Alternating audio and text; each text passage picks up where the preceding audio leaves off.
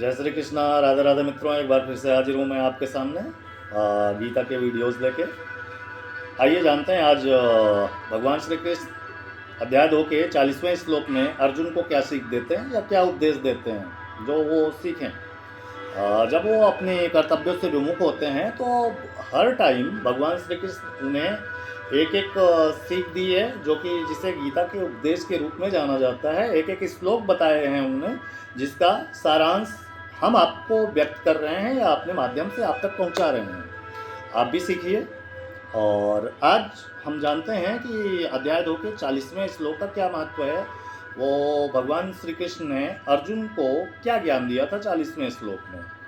उन्होंने कहा था कि इस प्रयास में ना तो हानि होती है ना ही हाश होता है, अपितु इस पथ पर की गई अल्प प्रगति मीन्स छोटी प्रगति भी महान भय से रक्षा करती है, मतलब बड़े भय से भी रक्षा कर सकती है। छोटी सी कोशिश बहुत बड़े रिजल्ट ला सकती है। हमने भी अनुभव किया होगा, आप भी अपने जीवन में कई बार अनुभव किए होंगे। तो आइए जानते हैं 40वें श्लोक का तात्पर्य क्या होता है।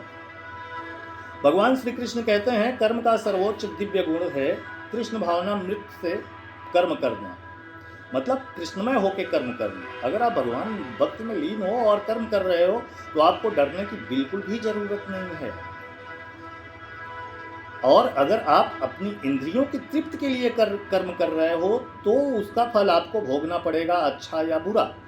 ऐसा भगवान श्री कृष्ण कहते हैं। तो ऐसे कर्म का लघु आरंभ होने पर भी कोई बाधा नहीं आती है जिसमें भगवान श्री कृष्ण कहते हैं, या कृष्ण भक्ति के साथ कर्म किया। भौतिक स्तर पर प्रारंभ किए जाने वाले किसी भी कार्य को पूरा करना होता है और उसका सारा प्रयास निष्फल भी हो जाता है कभी कभी। जो कृष्ण भावना भक्त नहीं होते हैं या भावना से मुक्त होते हैं, वो कभी कभी निष्फल भी हो जाते हैं और भगवान को दोष देते हैं कि मैंने ये कर्म किया और मैं निष्फल हो गया, जबकि कर्म वो भौतिक गुणों और अपनी लोभ मोह और माया के बंधनों में पड़ के कर रहे हैं। ऐसा भगवान श्री कृष्ण कहते हैं।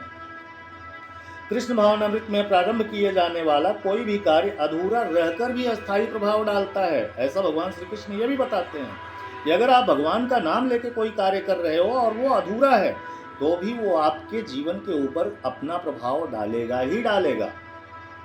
अतः ऐसे कर्म करने वालों को कोई हानि नहीं होती है, चाहे वह कर्म अधूरा ही क्यों न रह गया हो। यदि कृष्ण भावनामृत का 1% भी कार्य पूरा हुआ है तो उसका फल जो होता है वो अस्थायी होता है।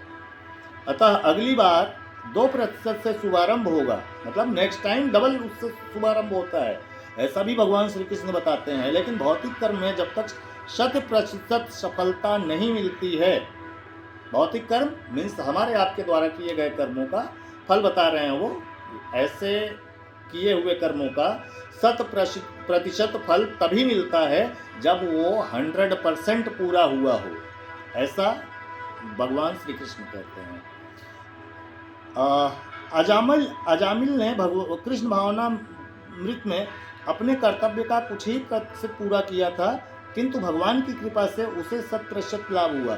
इस संबंध में श्रीमद् भागवत गीता के एक अत्यंत श्लोक आया हुआ है। मुझे उतनी ज़्यादा संस्कृत नहीं आती है तो मैं वो नहीं कह सकता हूँ, लेकिन उसका तात्पर्य बताता हूँ कि कोई अपना धर्म छोड़कर अगर कृष्ण भावनामृत में कर्म कर रहा है और फिर काम के पूरा न होने के कारण वो नीचे गिर जाता है तो इसमें उसका क्या हानि हुआ? कोई हानि नहीं हुई। यदि कोई अपने भौतिक कार्यों को पूरा करता है और उसको क्या लाभ होगा? जैसा कि ईसाई कहते हैं, यदि कोई अपनी शाश्वत आत्मा को देखकर या उसको खोकर संपूर्ण जगत को पाले तो मनुष्य को इससे क्या लाभ होगा? आत्मा रहेगी नहीं तो जगत लेने का मतलब क्या है? जब आत्मा नहीं है तो शरीर नहीं है। इसी प्रकार भौतिक कार्य और उसके फल शरीर के साथ ही समाप्त हो जाते हैं, ऐसा भगवान श्री कृष्ण कहते हैं। तो ये था दोस्तों 40वें श्लोक का तात्पर्य। कुल मिला के भगवान श्री कृष्ण कहते हैं, कृष्ण में लीन हो जाओ, भगवत गीता का पाठ कीजिए, कृष्ण भक्त बनिए। यही उनका तात्पर्य है। गीता के सारे श्लोकों का अभी तक मैंने 1 और 2 अध्याय पढ़ा। 2 अध्याय के 40वें श्लोक का वर्णन किया मैंने, उसका तात्पर्य बताया। मुझे अभी तक जहाँ तक समझ में आया है कि सब कुछ भक्ति भावना में ही है, मीन्स कृष्ण भावना में है। तो आप भी आइए इसी मार्ग पे। तब तक के लिए राधे राधे, मिलते हैं अगले वीडियोज़ में। जय श्री कृष्ण।